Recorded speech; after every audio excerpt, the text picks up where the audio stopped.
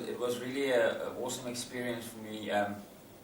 It's not so much about the gold, but it's more the experience and the whole build up to that and the way it happened. After my sixth position in the 200, coming back to win the 100 was really a big blessing for me. And it's something that you still, I'm still taking in, and it's something that I still sometimes lie in bed and think, what a big miracle it was. It's really a big blessing, but also I'm just really grateful because, just because I saw that, anything can happen, in my 200 meter and being so close in the 100 between first and fourth place. I just realized how big blessing and how grateful I can be for achieving that. Since I was young, I did athletics. I always loved sports and running, especially. But it was always hard for me to make a school athletics team. So it didn't always happen for me. But in grade 11, I made the school athletics team, and it's then when the teacher Vessels told me about sports for people with disabilities, and then I thought of it, and I went to try it out. And the year after that was 2003, and 2004 I started with, I did my first nationals in Durban, and from there on I just kept on going, and I saw I could get somewhere in the athletics.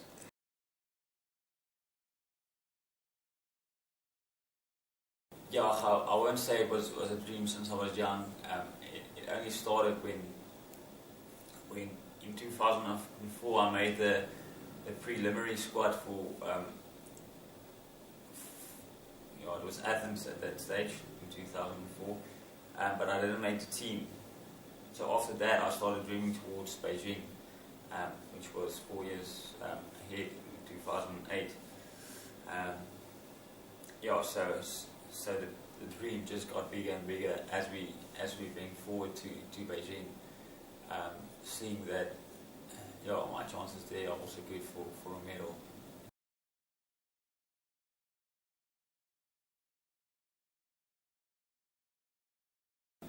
I definitely think going to a Paralympic Games, you don't just go to compete, or you go with expectations, you go with goals, but my main reason for going, or my main goal, was just to go run, to do my best, to really give it my all, but to glorify the Lord in what I do, and my motto was to run for Jesus. And it was obviously tough living up to that after my sixth place, but I just said, well, I'm going to glorify the Lord whether I win or lose. And I think it also gave me good perspective for the 100 meters that was still left.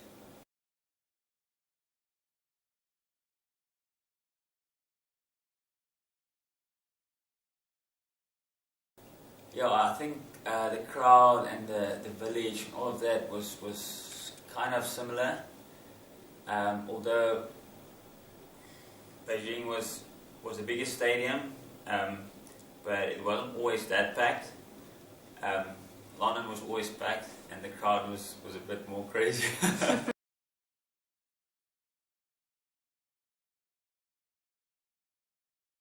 My experience was a lot different, and obviously before the games you were a bit more, I would say confident and a bit more relaxed, just because you've been to the games. It's not all new to you, and you know a bit more what to expect of the games. But in Beijing I won both my 200 and my 100, so everything was yeah, was good, really good.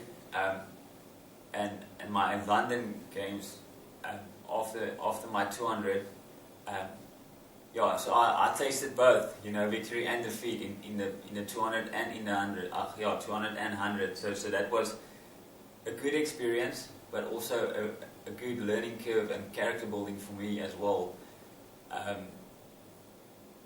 Yeah, but so I think that was also a big blessing to be able to experience both sides.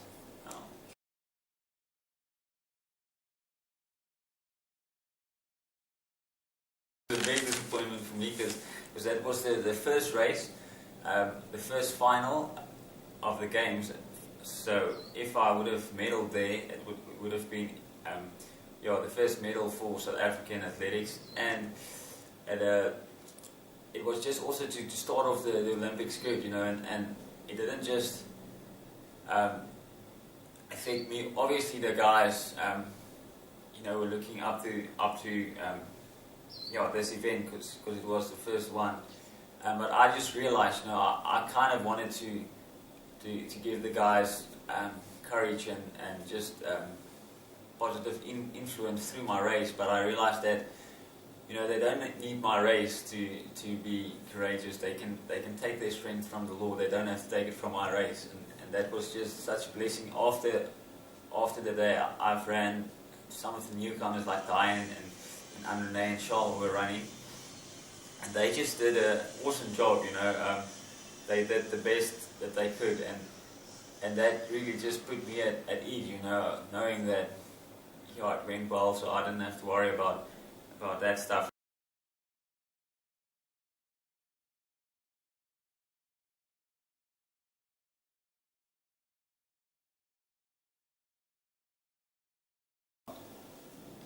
Coming out of the blocks, I think I had a relatively good start. Came out with everyone else. Yeah, and that race was really close. I saw the photos, and everyone up to probably the 80-meter mark were in one straight line. And coming up to around about the 90 meters, I saw, okay, but it's only me and young Ben, the Chinaman, that's heading for the line. And I thought, okay, but yeah, there's 10 meters left. I can actually catch him because he was in front the whole time, a bit in front of me the whole time. And as we approached the line, I saw, if I'm just going to dip now, he's also going to dip. So the chances are pretty much the benefit of the doubt is probably going to go to him. And I thought, well, a normal dip's not going to do the job, you know, I have to dive. And it went through my mind once, and I just thought, okay, do it. And I gave it my all. And just going over the line, I didn't know if I took first or second place, but I was really in a place where I was satisfied because I gave it everything I had. And you know, but after seeing the replay, seeing that I just made it, you know, yeah, the South African guys, they just went crazy, and obviously I started to also celebrate a bit, but I only had to see if my name came up first, because we actually had the same time, 11:51, 11:51, but obviously on the photo finish it was yeah, they saw that I just made it. Yeah, and that when I saw it, immediately I just thanked the Lord for it, you know, because I knew it was really in that week He really prepared me for the 100 meters, and I believe that, you know, my focus was so much on Jesus. When in that blocks I was at a place where obviously I had a bit of stress and all of that, dealing with all the other stuff, but my focus was on the Lord. I knew that I could trust Him, knowing that, you know, yeah, I can trust Him. Doesn't matter if yeah, whether or not I win. The result wasn't so important. It was the fact that I knew that doesn't matter what happened, I'm going to glorify Him through what I do. I think obviously that's there's a lot of factors that plays a role, you know, but I really believe because I used the talents that the Lord gave me, I developed it, but also through a training group that was with me, you know. There was 10, 11 guys that we trained together with, and so we shape each other, you know, we keep each other on our toes, you know, that you don't slack if you, when it's really needed. And, you know, our coach, Suzanne Ferreira, that also, she really puts a lot of work into it. But, you know, I also believe my relationship with the Lord plays a big role in my athletics, you know. It's part of yeah, the Lord is part of my life, and He is everything in my life. You know, He is King of my life. So, yeah, just to be able to do what I do for the Lord, and through that giving everything I have, and you know, just looking at that 100-meter race, you know, I really believe that was a big miracle.